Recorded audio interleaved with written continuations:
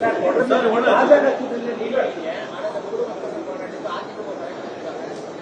அழைப்பு இருக்கு. அதை எப்படி பாக்குறீங்க? இன்னொரு முருங்க பக்தர்கள் மாநாட்டுல பெரியார் அண்ணாவையும் சொல்லியிருக்காங்க. அதிமுக வந்து அந்த மௌன காப்பதற்கு அவ்வளவு பிரச்சனை இருக்கு. ரெண்டையும் எப்படி பார்க்கணும்?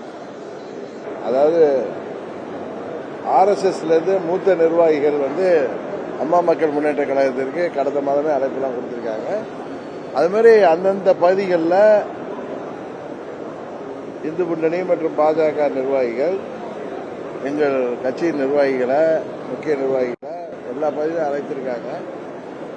அன்றைய தினத்தில் வேற வேலை இருந்ததுனால நாங்கள் அங்கே போக முடியல.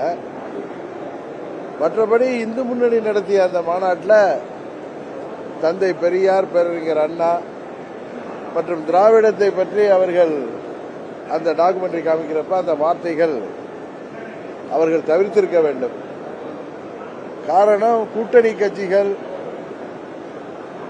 குறிப்பாக அம்மா மக்கள் முன்னேற்ற கழகம் மற்றும் அண்ணா திராவிட முன்னேற்ற கழகம் போன்ற கட்சிகள் எல்லாம் பேரறிஞர் அண்ணா அவர்களின் வழிவந்தவர்கள். பேரறிஞர் அண்ணா அவர்களை எங்கள் வழிகாட்டிகளாக ஏற்றுக்கொண்டு புரட்சி தலைவரும் புரட்சி தலைவி அம்மா அவர்களும் காட்டிய பாதையிலே செயல்படுபவர்கள். அதில் இந்து முன்னணி மாநாட்டில் அந்த நிகழ்வை தவிர்த்திருக்க வேண்டும். உண்மையே அது வருத்தம் அளிக்கிற ஒரு நிகழ்வு.